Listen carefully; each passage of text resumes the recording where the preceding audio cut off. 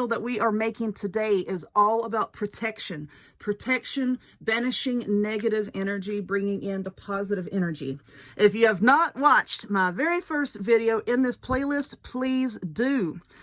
Also, where you can buy all of this stuff, I'll have a link also in the description box and in the pinned comment to my Amazon shop. Just scroll down once you click that link to the spirituality tab and you'll find all this stuff. Why should you watch the first video? Because I go more in depth about the wicks and the wax and the wax and the wicks and a lot of stuff that I'm not going to cover in this video to cut down on time. So for my candle, I like using these 8-ounce containers. Why? Because they're nice and wide and it gives you plenty of room to put in crystals and herbs and such without it being right on top of your wick. So you're going to need that. You're going to need a wick. You're going to need your soy wax. I like the flaked soy wax. It measures a lot better than if you have to chop up a block of the wax on your own. Very easy to work with. You're also going to need a handful of herbs. Now the herbs, oh, don't fall over. Now the herbs that we're going to be using in this is white sage.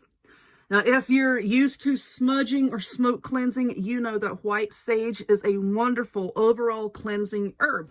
It helps to get rid of negativity.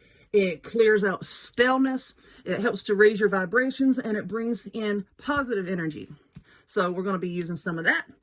We're also going to be using some lavender. Lavender attracts positive energy and it also helps to bring about protection. You know, protection from a lot of things. Actually, protection from, you know, negative energy, negative spirits, negative thoughts that other people might be trying to send your way. Rosemary. Rosemary helps to purify the air. It helps to cleanse, not as strongly as sage. So I always like to use rosemary alongside sage. It helps to provide protection as well. You know, and rosemary goes back a long way. Many civilizations all over the place, you know, for eons have burned rosemary as a form of protection and to help appease the spirits and bring in positivity. So we're going to be using all three of those. Now for our crystals, I have a handful of wonderful stones over here. First, let's look at the black tourmaline. Black tourmaline, it's a wonderful overall protection stone.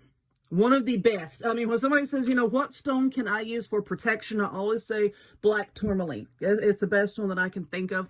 It helps to block negative energies from even entering the space, okay?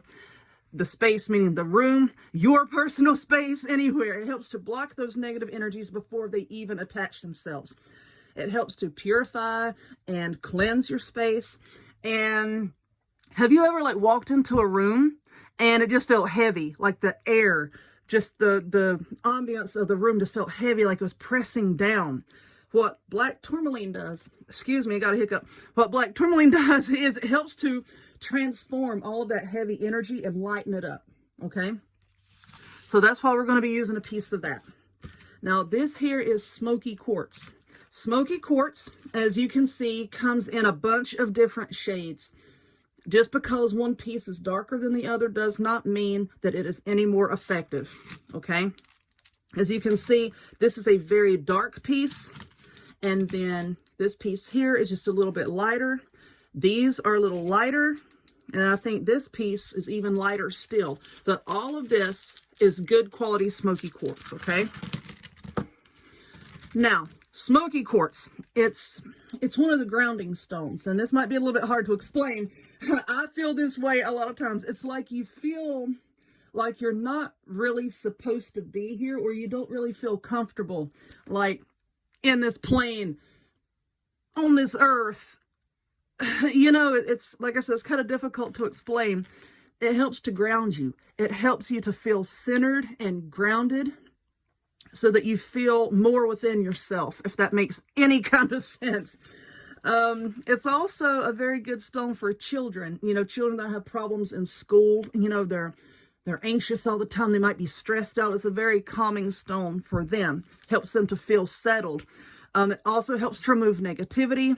It helps to calm emotions, like emotional outbursts, anger outbursts. It helps to calm that. People that are depressed can really benefit from Smoky Quartz. I'm not making medical claims here, but it's been known to help to lift depression and just, you know, brighten the mood overall.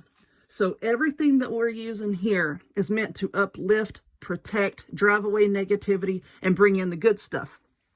All right, so first off, what I'm going to do is I'm going to measure out my wax. I'm going to hit my stand up here that I got my camera on. And what I like to do is I just fill this container up with the soy wax. And I'm going to put it into a Pyrex measuring cup. And then I'm going to fill it up one more time. And all of this is going to melt down. We're going to make a mess. You got to pour it all over the table or it's not going to be effective. That's my story anyway. Fill it up a second time and pour into this measuring cup over here. I have my arms extended. It's not a very comfortable way for me to be filming. Just pick all that up. Okay, so all of these flakes here, I know it looks like a lot.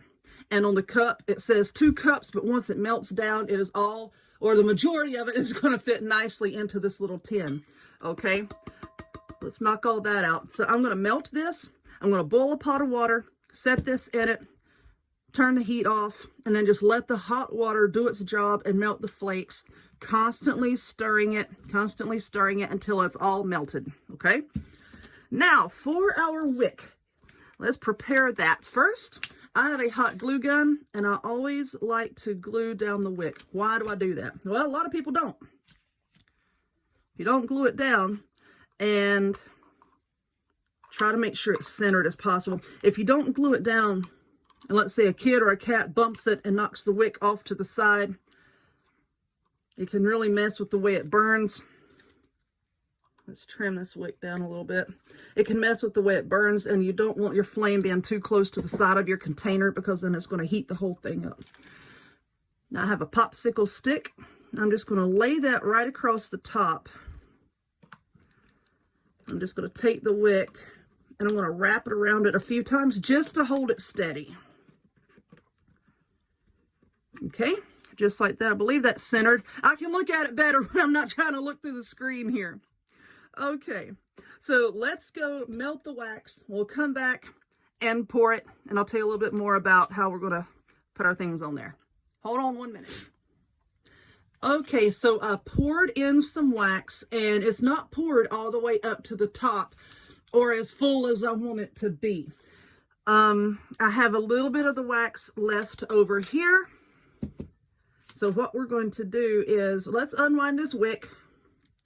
And then I'm going to trim it down just a little bit more so that I don't bump it with my hand and knock it all over the place. Okay, so now we're going to add our goodies. Now, I'm making this candle for myself, so I don't care if the lid stays on it or not. But if you're wanting the lid to go down on top of this, and if you're using big crystals like this, you don't want to pour this as full. You want to pour it, I don't know, maybe down in here somewhere, you know, so that when you set the crystal down in it, you still have room to put your lid, okay? Now, I can't tell you exactly how far to pour it because I don't know how big your crystals are. But anyway, now that this wax has fully hardened up, what I'm going to do is take some of the liquidy wax over here, and then I'm going to pour a layer of that on top. And then the herbs and everything, when this wax hardens up, then all of our herbs will be stuck down in there, and the hardened wax that's already in there is going to provide a base so that it doesn't sink all the way down to the bottom. All right, so let's pour that. And now let's start putting in the goodies. So let's find us a nice piece of smoky quartz here. Oh, that one's a little bit large. You know what? I should have picked out a piece before I poured the wax. Okay. That looks good. What y'all think? Now just going to press it down in there. Please be careful when you're doing this, okay? So that you don't flip it over. Okay, there's that. And now I'm going to find a fairly small piece of this black tourmaline to go in the other side right there. I think that looks good. Ah, I got wax all over it. And that'll happen. It's okay. You know what? The soy wax is really good for washing off when you need it to. So you know what? I'm not happy with that. Let's take that out and set it over here, and I'll wash that off. It comes off really easily with warm water. So now there we go. That looks good. Let's move it over just a little bit. You could use a popsicle stick to do this. I always got to stick my darn hands down in it. Okay, so now we're going to put in some of our herbs. Now, sage, if you smudged before, then you know how sage leaves. Once they come into contact with flame, they're going to start smoking. Sage is kind of like the chain smoker in the herb world. It smokes and smokes and smokes. But it's okay. So if you see it smoking, please don't be scared.